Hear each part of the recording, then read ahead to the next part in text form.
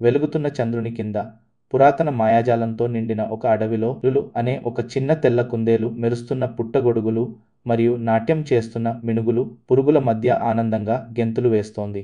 ఏదో మొదలవ్వబోతోందని ఎదురుచూస్తున్నట్లుగా ఆ రాత్రి గుసగుసలాడింది. మెరిసే సెలయేటి పక్కన పిప్ అనే సిగ్గరి ఉడుత ఆకుతో చేసిన చిన్న పిల్లన గ్రోవిని వాయిస్తోంది. దాని సున్నితమైన శ్రావ్యం గాలిలో మెల్లని పిల్లగాలిలా తేలియాడుతోంది. నీడలలో దాక్కుని లులు ఆ శ్రావ్యానికి మంత్రముగ్ధురాలై వింటోంది.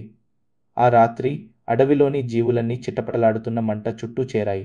పైన లాంతర్లు వెలుగుతున్నాయి, కింద నీడలు నాట్యం చేస్తున్నాయి, మరియు మెల్లని గుసగుసలు మొదలయ్యాయి.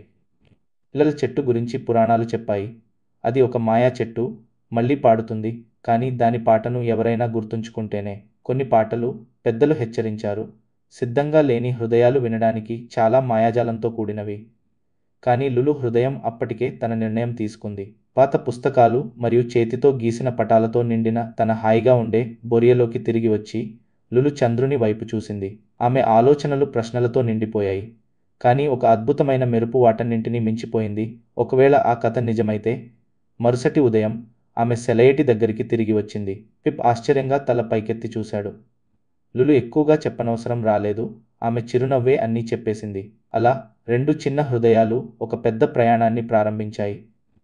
వారి మొదటి అడుగు పొగమంచుతో నిండిన లోయపై పూర్తిగా మెరుస్తున్న మినుగురు పురుగులతో చేసిన వంతెన మీదుగా సాగింది. ప్రతి అడుగు మాయాజాలంతో మరియు అవకాశాలతో మెరిసింది. వారు లోతైన అగాధాల గుండా ప్రయాణించారు. అక్కడ ప్రతి శబ్దం హృదయ స్పందనలా ప్రతిధ్వనించింది. లులు వారికి దారి చూపడానికి మెల్లగా శృతి చేసింది. పిప్ ప్రతి ప్రతిధ్వనికి చెవులు రిక్కించి ఆమె వెనకే అనుసరించాడు.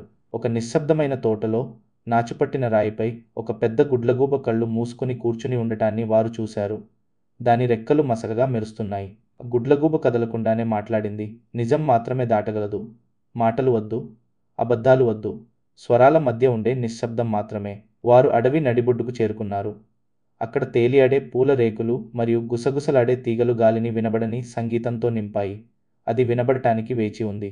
అక్కడే అది ఉంది, ఈలల చెట్టు, పురాతనమైనది, నిశ్శబ్దంగా, సుందరంగా. దాని పిల్లన గ్రోవి వంటి కొమ్మలు ఆకాశం వైపు చాచబడి ఉన్నాయి. దాని వేర్లు మెరుస్తున్న కొలనులలో విశ్రాంతి తీసుకుంటున్నాయి. ఒకప్పుడు అది పాడింది. ఇప్పుడు అది కేవలం వేచి ఉంది. లులు వినడానికి ముందుకు వంగింది. గాలి దాని కొమ్మల గుండా వెళ్ళింది, కానీ శబ్దం రాలేదు.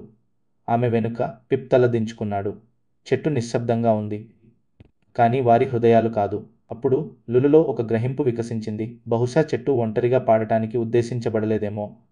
బహుశా ఆ పాట వారితోనే మొదలవ్వాలేమో. ఆమె పిప్ భుజంపై మెల్లగా పంజా పెట్టింది. అతను తన ఆకు పిల్లన గ్రోవిని పైకి ఎత్తి లోతైన శ్వాస తీసుకుని వాయించాడు. ఆ శ్రావ్యం మెల్లగా, సందేహంగా ఉంది, కానీ నిజాయితీగా ఉంది.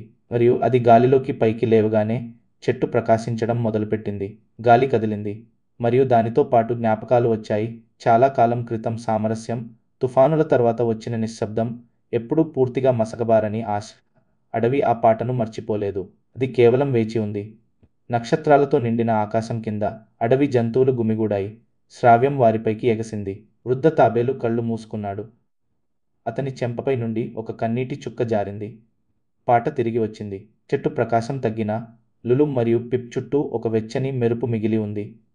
వారు నిశ్శబ్దంగా కలిసి నిలబడ్డారు. వారి హృదయాలు అర్థంతో నిండిపోయాయి. గ్రామం వేడుకలతో వెల్లివిరిసింది, దీపాలు, నవ్వులు మరియు పాటలతో. ఈసారి పిప్ దాక్కోలేదు. అతను గర్వంగా వాయించాడు.